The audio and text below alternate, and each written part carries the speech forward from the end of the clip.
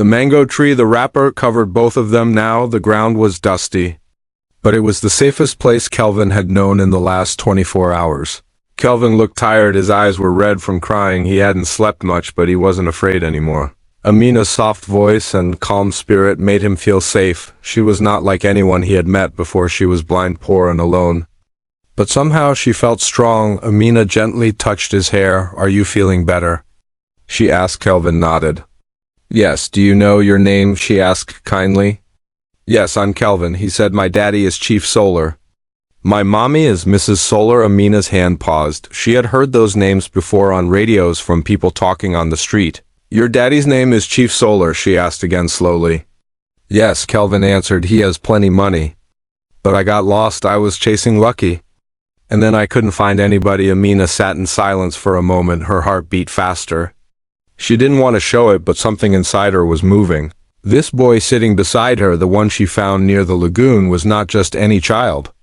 He was the missing boy everyone had been talking about on the radio. People had come to the bridge the day before asking questions, showing pictures. But Amina didn't have sight. She couldn't see pictures.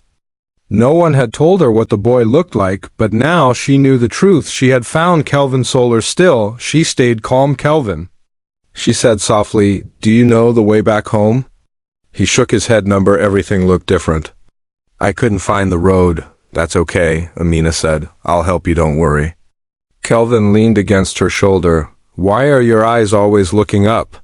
he asked with curiosity. Amina smiled. "Because I can't see, Kelvin. My eyes are not like yours. But I can still feel things. I can hear people's footsteps. I can smell the road. I can hear birds and remember where I am." "You're blind?" Kelvin asked with surprise. "Yes," she said softly, "but I have a flute, and when I play it, it helps me talk to the world."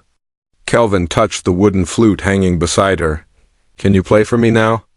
"Not yet," she said, "but tomorrow I will play something special, a song that will help people know who you are, a song that will bring help." Kelvin looked up. "A song?"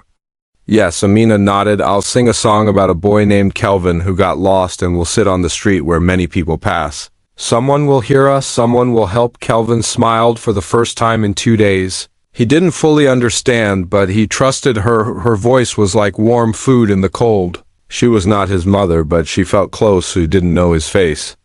But she found him that day. They shared the last piece of bread. Amina fetched water from the nearby tap and gave him to drink. She asked a woman who sold tomatoes to help wash Kelvin's hands and face. Then she prepared her plan for tomorrow, a song, a melody, a message, one that would reach the world, not with her eyes, but through the sound of her flute music. The next morning, Amina woke up early. She had not slept much, but she felt strong. Her mind was ready, her fingers were ready, her heart was ready. She sat up and touched Kelvin's small hand beside her. "It's time," she whispered. Kelvin opened his eyes. "Time for what?" "To help you go home," Amina said with a small smile, "but we'll do it my way." She tied her wrapper properly, fixed her scarf around her head, and cleaned her flute with a cloth. She didn't wear shoes, but her steps were firm. She led Kelvin by the hand, carefully counting her way through the familiar path until they reached a busy street corner. Just a few blocks from the lagoon, people were already moving: market women, bus conductors, school children. Amina sat on a small low stool, placed her flute across her lap, and sat Kelvin gently beside her. "Remember," she whispered, "just sit close to me." Then she lifted her flute to her lips, and she began to play. The sound was soft at first, slow, like the morning breeze. Then it rose, dancing with the movement of the street. It was no longer just music. It was a message. Amina had created a special melody just for Kelvin. She began to sing gently. A little boy went far from home. With a dog he loved, he walked alone. His name is Kelvin, young and small. If you know him, please help us call. People passing by slowed down. A fruit seller dropped her basket. 2 young boys collecting bottles stood and watched. Amina continued, her voice now louder. His father's name is Chief Solar. His mother cries with pain and fear. If this is the boy you've seen in news, come closer now. He's sitting here. By now a crowd had gathered. Some people started whispering, "Wait.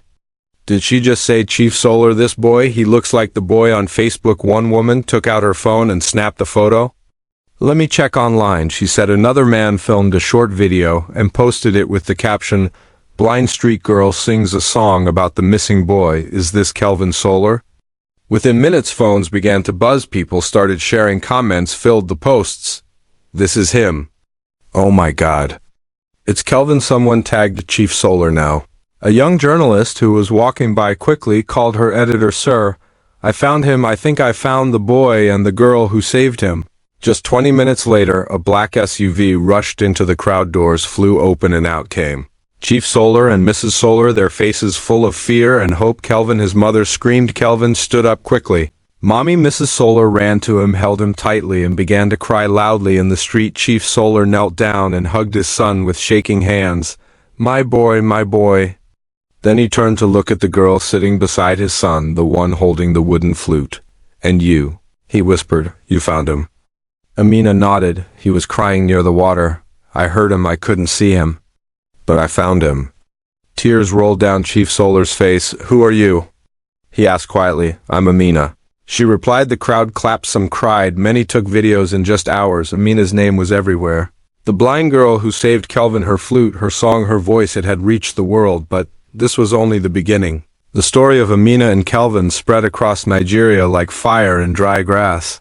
Every news channel was talking about it. Radio stations played her flute song. People reposted the video everywhere. Facebook, TikTok, Instagram.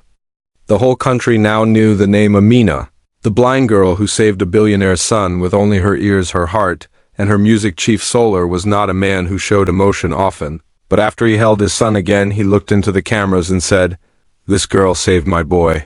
I don't care where she comes from. Today she is part of my family." He kept his word. The next day, Amina was taken to a hospital. She had never been inside one before. Doctors did many tests to check if her eyes could be healed. Chief Solar paid all the money without blinking. He said, "She gave me back my child. The least I can do is give her a chance at life." Days later, the doctors shared the truth. They said Amina's blindness had gone untreated. The damage was deep. They tried everything possible, but it was too late. Amina would never see again. When Chief Solar told her the news, Amina did not cry. She only smiled gently and said, "It's okay.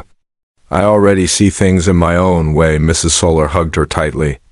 But that was not the end of Amina's story. Chief Solar kept helping her. He gave her a new home, a clean, warm room inside his own compound.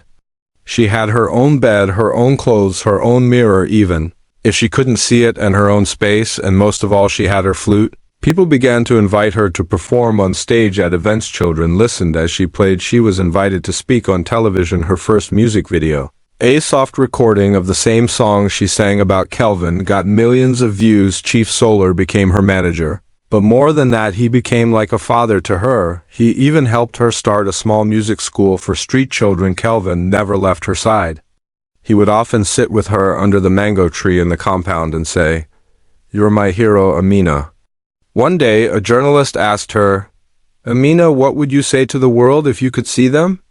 She smiled and held up her flute. "I don't need to see their faces," she said softly. "If they can feel my music, then they already know my heart." And just like that, the girl no one saw became the girl everyone remembered, not because of money, not because of beauty, but because of her heart. Sometimes the people we pass by every day, the ones we never look at twice, might be carrying the light that saves us in our darkest moments. Amina had no eyes to see, no family to call her own, and no roof to sleep under. But she had what many rich people do not, a heart full of love, courage, and purpose. She didn't rescue Kelvin for money or fame. She did it because it was the right thing to do, and in return life gave her something far greater than sight, a second chance. My people, let us remember this: what you give to the world may not come back the same way, but it will always come back. Just like the river does not drink its own water. Let your kindness flow. It will find you when you need it most. To every young person watching this, never think you are too small or too broken to make a difference. To every adult watching, never look down on someone just because of where they sleep or what they wear. You never know, your helper might be sitting on the very street you ignore. Thank you for watching this emotional story.